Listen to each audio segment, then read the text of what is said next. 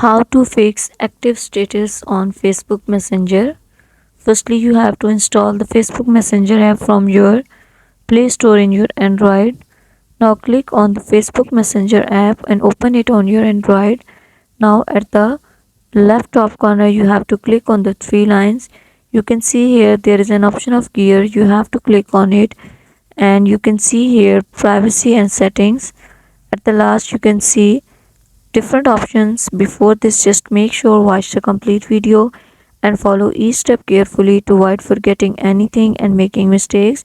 You can see here there is an option of active status. Just you have to click on it and show when you are active and show when you are active together. You have to turn it on and off by your own choice.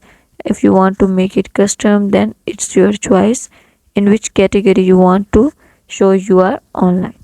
Thank you so much. That was all. It was both for Android as well as for iPhone.